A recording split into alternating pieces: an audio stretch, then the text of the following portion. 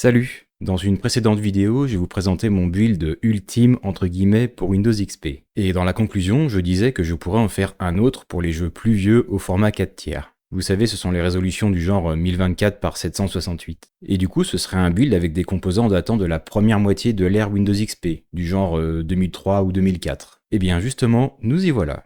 Faisons donc un build de Windows XP encore plus vieux.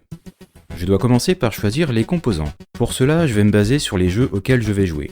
Le plus gourmand ici, c'est Star Wars KOTOR 1 qui demande un CPU AMD Athlon XP et une carte graphique GeForce 4 Ti ou ATI Radeon 9200. Je pense que ça me donne une bonne idée des composants que je vais choisir. Après une petite recherche dans mes cartons, je vais vous montrer ce que j'ai trouvé. Tout d'abord, j'ai ce CPU en stock, il s'agit d'un AMD Sempron 3000 Plus en socket 462 ou socket A. J'ai dû l'acheter à 1€ il y a quelques années je crois, car les Sempron ont toujours représenté l'entrée de gamme chez AMD, donc ils ne valent pas cher en occasion. Pourtant, si je compare les spécifications de ce Sempron 3000 Plus avec un Athlon XP 3000, donc pas du tout en entrée de gamme, c'est quasiment identique, il n'y a que la fréquence qui change. Là, c'est le moment où je vais faire une petite digression pour vous parler d'un sujet bien particulier, le P-rating. Comme dit précédemment, la référence de ce CPU est AMD Sempron 3000. Ce chiffre de 3000 pourrait faire croire qu'il tourne à 3000 MHz, alors que non, il tourne à 2000 MHz. Pourquoi ? Eh bien parce qu'à l'époque, il y avait la guerre des MHz. En gros, pour juger si un CPU était puissant, on se fiait à sa fréquence. Alors évidemment, il y avait d'autres choses à prendre en compte, mais pendant très longtemps, ça a tout de même été un bon indicateur. Et surtout, c'était gravé dans la tête des gens. Lorsqu'AMD a lancé ses Athlon XP en 2001, leur architecture était tellement efficace que même avec une fréquence inférieure aux Intel, ils étaient quand même compétitifs. Alors sur papier c'est très bien, mais en vrai ça pose un problème de marketing. En effet, en pleine course au mégahertz, si vous sortez un processeur avec une fréquence inférieure à la concurrence, vos acheteurs vont croire qu'il est moins bon. Donc AMD a utilisé le P-rating, officiellement Performance Rating, mais officieusement Pentium Rating. En gros, un AMD Athlon XP 3000 est censé offrir les mêmes performances qu'un Pentium à 3000 MHz. Et alors pour un Sempron 3000, j'en suis pas trop sûr, mais je crois que c'est plutôt équivalent à un Celeron 3000 MHz, donc à gamme équivalente. Chose intéressante, j'ai lu que le P-rating existe depuis les années 90, une époque à laquelle on pouvait changer le CPU Intel par un AMD ou par un Cyrix en gardant la même carte mère. Pratique. Pour accompagner cet AMD Sempron 3000, j'ai cette carte mère ASRock K7S41GX basée sur un chipset SIS. Elle a un port MIDI, ce qui sera intéressant si je veux un jour brancher un joystick, et en plus elle est en micro ATX, donc elle rentrera dans un petit boîtier. Par contre, elle n'a pas de port SATA, donc il faudra utiliser de l'IDE, ce qui rendra le câble management plus délicat. Alternativement, j'ai ce CPU Intel Pentium 4, SL6 S5 en socket 478. Il tourne à 3,06 GHz et propose l'hyper-threading. Je suppose qu'il est plus puissant que le Sempron, mais en revanche c'est un monstre en termes de dissipation thermique, il chauffe vraiment beaucoup. Et donc son ventirad, il ventile assez fort. Et pour aller avec ce Pentium 4, j'ai cette carte mère ASRock P4i 65G avec un chipset Intel. En fait j'en ai même deux, mais il y en a une qui a un port PCI endommagé. Regardez, on voit qu'il a chauffé. Les traces de marqueur par contre c'est moi. C'est arrivé alors que je testais une carte son créative ODG2. Il y a peut-être un faux contact qui a créé un arc électrique. Et la ODG2 est HS, son port est détérioré. Je l'ai encore mais je suis pas sûr que ce soit réparable. Pour la carte mère il faudrait changer le port PCI mais ce sera pour une autre fois. Ah oui, et cette carte a des ports SATA, c'est bien pratique. Pour la RAM, j'ai trouvé ce kit de 1Go en DDR. Ça peut paraître faible, mais rappelez-vous qu'il s'agit d'un build du début des années 2000. Il n'y aura pas de navigateur internet, pas d'antivirus et des jeux qui ne demandent pas beaucoup de RAM. Au niveau de la carte graphique, j'ai deux candidates possibles. Tout d'abord, j'ai cette ATI Radeon 9800 SE Advantage. Ne vous laissez pas berner par le nom, c'est pas une 9800 Pro du tout. En tout cas, je la trouve vraiment très jolie. Et elle nécessite un connecteur floppy pour l'alimentation. Et l'autre, c'est cette GeForce 7600 GT au format AGP, qui date de 2007 si j'en crois Tech Power Up. Et j'aime beaucoup cette carte aussi car elle fait vraiment très peu de bruit. Elle s'alimente avec un connecteur Molex cette fois. Bon, il faut que je choisisse entre l'AMD Sempron et le Pentium 4. Et alors là, Joker. Je vais partir sur le Sempron. On va dire que c'est parce que j'ai beaucoup de nostalgie pour les Athlon XP et les Sempron, et aussi parce qu'ils chauffent beaucoup moins que le Pentium 4. N'hésitez pas à me dire dans les commentaires laquelle des deux plateformes vous auriez choisi et pour quelle raison. Bon par contre, il me reste à départager entre l'ATI et la Nvidia. Je sais que la 7600 GT est plus puissante car elle est sortie 4 ans après l'ATI, mais néanmoins, je vais tout de même partir sur la Radeon 9800 SE Advantage pour le moment. Pourquoi ? Deux raisons. Déjà, elle est de la même période que le Sempron, donc ça colle plutôt bien, et ensuite, regardez comment elle est jolie, j'adore. Bon, ben mettons en place le CPU sur la carte mère.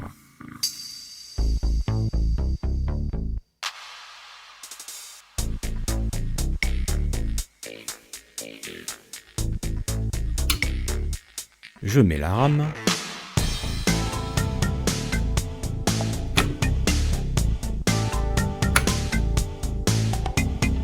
Ajoutons la pâte thermique. Puis le radiateur.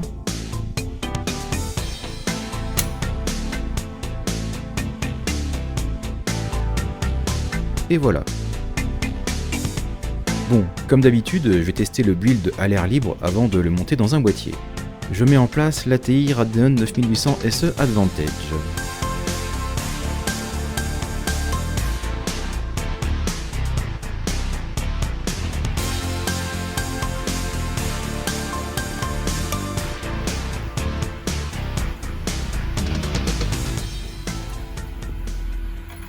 Hey, ça marche? Il y a de l'affichage. Je commence par aller faire un tour dans le BIOS et tout régler. Et alors là, je vois que la fréquence du CPU n'est pas bonne. A priori, il se base par défaut sur la position d'un jumper. On peut setter la valeur manuellement ici, mais ça pourrait être rigolo de changer le jumper. S'il y a des jeunes gens ici qui ne savent pas ce qu'est un jumper, ben c'est ça. Ça sert à faire un petit shunt entre des pins, ce qui permet de configurer des choses comme par exemple ici la fréquence du FSB. Et aujourd'hui on n'en trouve quasiment plus car tout le paramétrage se fait dans le BIOS, mais par le passé c'était très utilisé. Alors voici le manuel de ma carte mère, et alors moi j'ai la seconde, là celle-ci, la GX, et on voit la configuration possible des jumpers.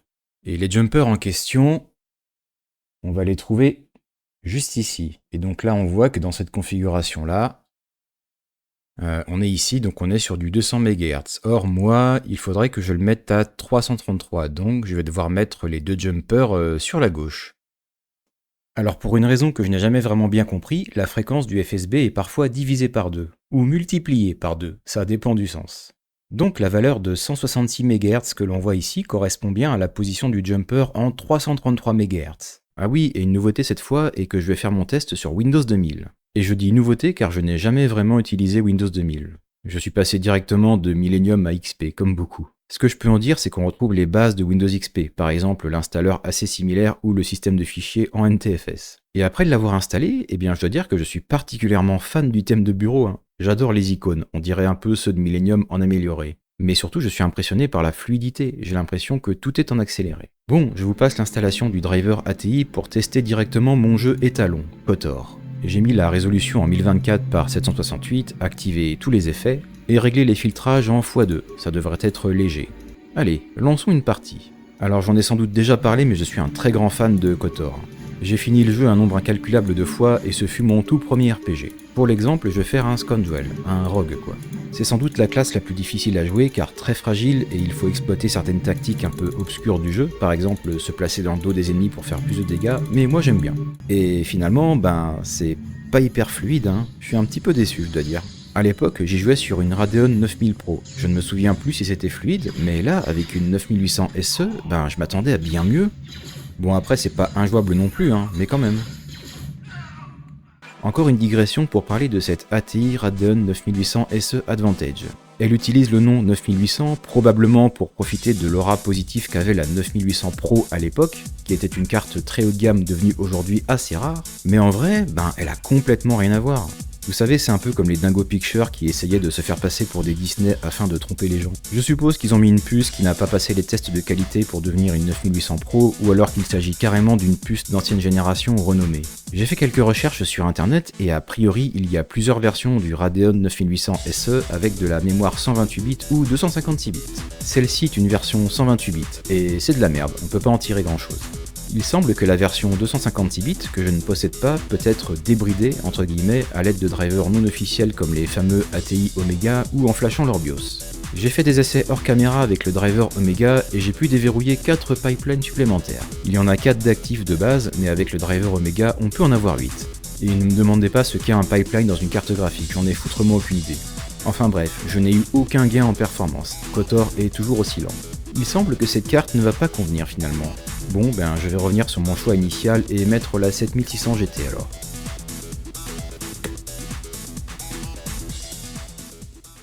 Et comme prévu, KOTOR est complètement fluide, donc c'est plutôt positif.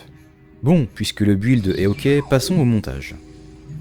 J'ai acheté il y a pas mal de temps ce boîtier Shiftech au format micro ATX et je pense qu'il fera l'affaire. Un point que j'avais oublié est qu'en façade, il n'y a que des ports USB 3.0. Ma carte mère n'étant pas compatible, j'utiliserai donc un adaptateur. Il n'est pas doté de vitres, mais de toute façon avec les câbles IDE, l'intérieur ne sera pas beau à voir. Le boîtier dispose de 2 emplacements 5,25 pouces et pas moins de 3 emplacements 3,25 pouces. Cool. En retirant le petit kit de visserie, je m'aperçois que les entretoises sont déjà vissées. Pratique. Je vais commencer par l'alimentation. À ce stade-là, je suis parti sur cette Corsair 450 watts modulaire, mais il y aura une petite surprise un peu plus tard. En théorie, je n'ai qu'un seul cordon modulaire à brancher, celui pour les Molex. Et il y a même un connecteur floppy inclus. Mettons donc l'alimentation en place.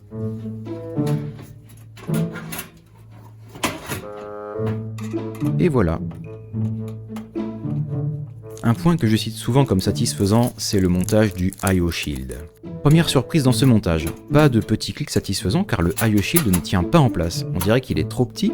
Je l'ai testé hors caméra sur un autre boîtier et tout va bien. Donc j'en déduis que le problème vient de ce boîtier Shiftech sur lequel l'emplacement du IO Shield est trop grand. Première fois que je vois ça. Bon, eh bien je vais le mettre quand même en espérant que la carte mère le maintiendra en place. Et justement, attaquons-nous à la carte mère. Mais avant cela, je vais changer la pile CMOS. C'est rigolo car j'en avais 4 en stock. Comme quoi, j'en ai toujours besoin.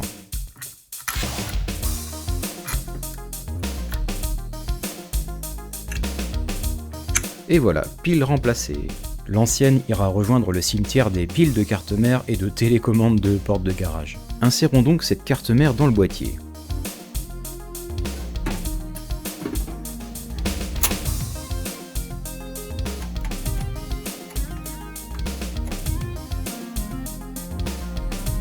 Et voilà, on voit qu'elle maintient effectivement le IO Shield en place. Ouf. Je déboîte maintenant la façade pour éjecter les caches. L'opération est plutôt simple. J'éjecte un des caches pour le lecteur CD et un autre pour le lecteur de disquette. Je remets ensuite la façade en place.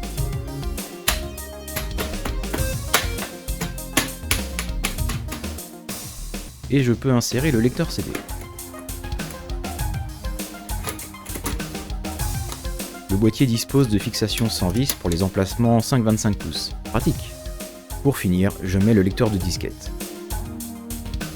Alors, j'ai fait plusieurs tests avec du noir ou du blanc, et au final je pense que la couleur noire convient mieux. Dites-moi ce que vous en pensez dans les commentaires.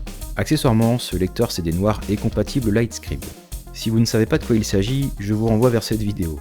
Et voici le résultat. Plutôt joli, non?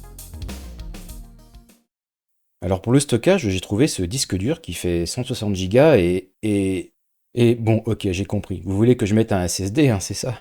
Bon, bah c'est pas très conforme à l'époque du build, mais juste pour vous, je vais partir sur un SSD, et ça me permettra de tester cet adaptateur que j'avais acheté il y a quelques temps et que j'ai eu du mal à retrouver puisqu'il est vraiment tout petit. Et donc justement, j'ai ce Crucial de 240 Go, ce qui pour le coup est un petit peu excessif, mais bon, mieux vaut plus que moins, hein. Allez, une petite ellipse pour me permettre de brancher les câbles tranquillement. Alors je me suis rendu compte que je ne peux pas brancher le connecteur pour les prises jack frontales, vous savez, le casque et le micro. Le connecteur du boîtier est au format Intel HD Audio, tandis que ma carte mère ne supporte que l'AC97. On pourrait physiquement brancher le connecteur, en revanche les signaux sont différents. Donc je ne sais pas trop ce qui va se produire et j'ai pas envie d'essayer. Petit aparté par rapport aux normes AC97 et Intel HD Audio. Elles décrivent pas mal de choses, mais je vais me concentrer sur le front panel. Dans le cas du AC97, le son est envoyé au front header et si rien n'est branché, le signal est renvoyé vers les prises à l'arrière de la carte mère, là où sont branchés vos haut-parleurs normalement. Et si on branche un casque sur le front header, le signal est coupé et ne va donc plus au haut-parleur à l'arrière. Cette conception est assez simple, mais elle nécessite des prises jack un peu spéciales avec un switch dedans. Pour l'Intel HD Audio, c'est complètement différent. Il y a des petits pins dits sensors qui permettent de détecter si un appareil est branché ou pas à l'aide de résistance, mais il n'y a pas de coupure physique des haut-parleurs à l'arrière, c'est géré par le logiciel. On comprend que la logique de fonctionnement est vraiment différente, et c'est sûrement pour ça qu'on ne trouve pas d'adaptateur, mais j'y reviendrai plus tard. Autre instant satisfaisant, l'ajout de la carte graphique.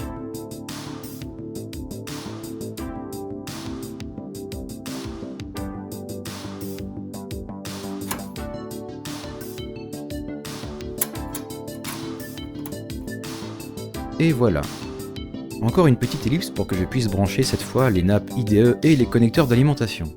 Bon, voici ce que ça donne pour l'instant, mais j'ai encore un autre problème. Je ne sais pas si on le voit bien, mais ma ligne Molex est trop courte. Je ne peux pas brancher à la fois le lecteur CD en haut et la carte graphique en bas. C'est bête. Et alors là, je suis un peu bloqué, donc j'ai pas le choix, je dois changer d'alimentation. C'est la surprise dont je parlais tout à l'heure. Je vais donc mettre cette Corsair de 450 watts aussi, non modulaire cette fois. Je devrais bien pouvoir trouver mon bonheur dans tous ces spaghettis. Et après une autre ellipse, ça a l'air bon. Bon, alors j'avais prévenu qu'avec des nappes IDE, on ne peut pas vraiment faire de cable management. Encore pire avec une alimentation non modulaire. J'ai donc fait au mieux en sachant que tout sera caché une fois le boîtier fermé. Bon, la prochaine étape, c'est le smoke test. Il faut brancher et allumer.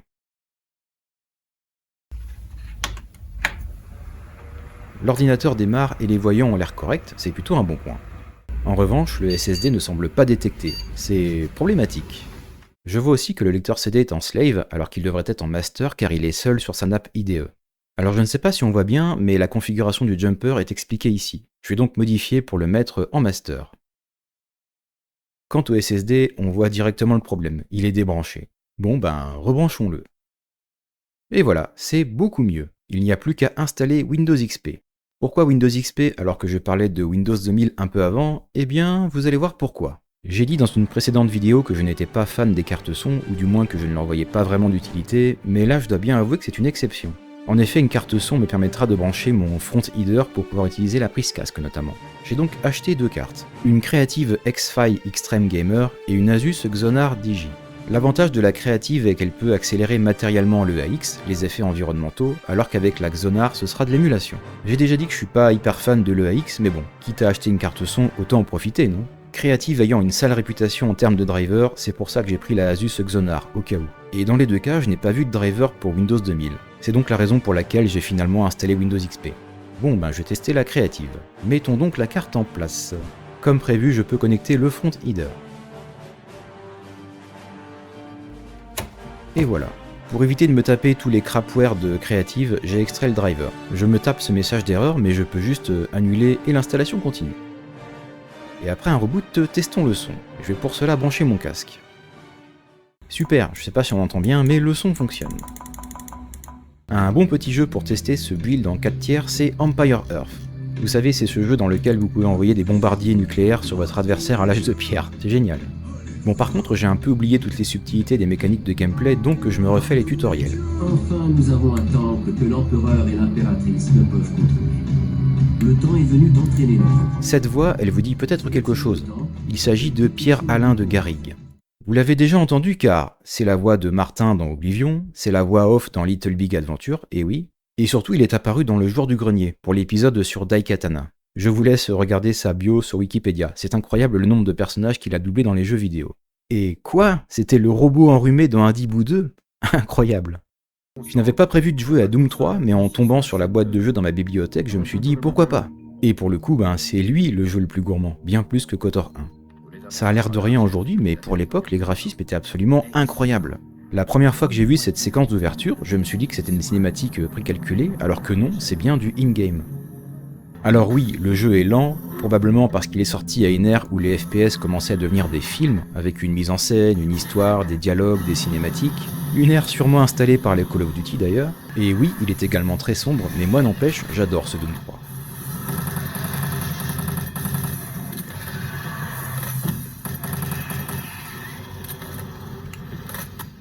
Avec un écran 4 tiers, ce build peut également être utilisé pour DOSBox. Comme c'est un logiciel qui évolue vraiment très lentement, ça lui permet de rester compatible Windows XP encore aujourd'hui, donc ça tombe bien. Voici une petite démonstration avec Little Big Adventure. Détenu Twinsen, cessez de vous agiter. Et oui, je sais qu'un remake est sorti, mais je ne pense pas y jouer de sitôt. Alors que tout semblait parfaitement fonctionner, les ennuis sont revenus. Je me suis aperçu que l'alimentation chauffait beaucoup, mais genre vraiment beaucoup. Je vous assure que là, c'est brûlant. J'ai très rapidement identifié le problème. Regardez, le ventilateur ne tourne pas. Donc pas le choix, j'ai dû démonter l'alimentation. Il se trouve que j'en ai une autre en stock, une Seasonic 550 watts. C'est amusant, pendant très longtemps, les alimentations Corsair étaient fabriquées par Seasonic. Je ne sais pas si c'est encore le cas aujourd'hui. Et c'était pareil pour les alimentations LDLC d'ailleurs. Alors je ne vais pas trop entrer dans le détail, mais j'ai profité que ces alimentations soient identiques pour faire des tests croisés et je n'ai pas obtenu grand chose de concluant. Donc à ce moment-là, j'ai simplement décidé de mettre la Seasonic. Enfin, c'était mon plan. Car pour une raison étrange, elle n'est pas capable d'alimenter mon build. Les plateformes Athlon XP sont réputées pour tirer beaucoup de puissance sur le 5 volts, mais quand je compare les deux alimentations, la Seasonic est censée pourtant être supérieure en tout point. Donc je comprends pas bien. Bon, plan C. C'est l'alimentation Corsair jaune modulaire, celle du début. Je n'avais pas pu l'utiliser car la seule ligne Molex que j'avais n'était pas assez longue, mais heureusement, je me suis rendu compte que je pouvais piquer une autre ligne Molex venant de l'alimentation Seasonic. Et comme on peut le voir, elle semble réussir à alimenter le système. Mais en fait, non. Car après avoir branché le connecteur Molex sur la carte graphique, le système ne démarre plus. Bon, à ce stade-là, je suis désespéré. Vous avez déjà eu la sensation que rien ne marche quand vous bricolez? Là, c'est exactement ce que je ressentais. Encore une digression, eh oui. Vous voyez ce petit connecteur? C'est pour brancher une ligne d'alimentation 12 volts dédiée au CPU. Là, c'est sur une carte mère un poil plus récente, prévue pour accueillir un Athlon 64. Or, sur les vieilles cartes mères, ça n'existait pas. Le CPU était donc alimenté via le gros connecteur ATX et tirait beaucoup sur le 5 volts. Mais avec le temps, le 5 volts est devenu beaucoup moins important et donc les alimentations modernes fournissent moins de puissance. Par exemple, cette vieille alimentation de 250 watts peut fournir 25 ampères en 5 volts. Alors que sur ma Corsair 450 watts beaucoup plus récente, elle ne peut en fournir que 20. Donc c'est triste à dire, mais il va être de moins en moins facile d'alimenter ces vieilles cartes mères gourmandes en 5 volts, car les alimentations neuves risquent de ne plus convenir. Bon, il va falloir que je me résigne à commander une autre alimentation, mais ce build me prend déjà beaucoup trop de temps. Du coup, je vais faire quelque chose de sale pour le moment. Je vais simplement remettre la Corsair 450 watts verte, celle dont la ventilation ne marche pas, car c'est la seule qui arrive à alimenter le boîtier. Idéalement, j'aurais aimé coller un ventilateur en dessous, mais je ne sais absolument pas comment le fixer, je n'ai aucun point d'accroche, rien. En attendant, j'éviterai de jouer à Doom 3 pour ne pas trop chauffer. Puisque les problèmes n'arrivent jamais seuls, en voici un dernier. Je me suis aperçu que le lecteur de disquette ne fonctionnait pas. Heureusement, il m'a suffi de le démonter et de lui faire une petite maintenance. J'ai nettoyé les têtes de lecture à l'alcool, puis j'ai regressé la vis sans fin du moteur. Et maintenant ça marche, ouf. Avant de passer à la conclusion, je voulais vous parler des limitations de ce build. Tout d'abord, le processeur n'implémente pas les instructions SSE2, ce qui fait que certains logiciels récents, entre guillemets, risquent de ne pas marcher. C'est le cas de Audacity par exemple. La version 2.1.3 est compatible avec Windows XP, mais elle ne démarre pas car elle nécessite le SSE2. Heureusement, avec une version un peu plus ancienne, ça a fini par marcher. C'est le seul logiciel incompatible que j'ai trouvé pour le moment et honnêtement ça ne remet pas en cause mon build. Car en effet son but est avant tout de faire tourner des vieux jeux et eux n'auront pas ce problème. Mais c'est tout de même bon à savoir. Et l'autre limitation c'est au niveau de l'alimentation. Car comme dit précédemment, il en faut une qui n'est pas trop récente et qui a du 5 volts assez costaud. Alors j'adorerais mettre des stickers sur le boîtier. Malheureusement, je n'en ai que pour Windows XP. Il m'en manque pour la AMD Sempron et pour la GeForce 7600 GT. Si jamais vous savez où acheter des stickers, que ce soit des vrais ou des reproductions, dites-le moi en commentaire s'il vous plaît, ça m'intéresse. Ceci conclut cet épisode. Il ne me reste qu'à vous remercier d'avoir regardé et je vous dis à bientôt.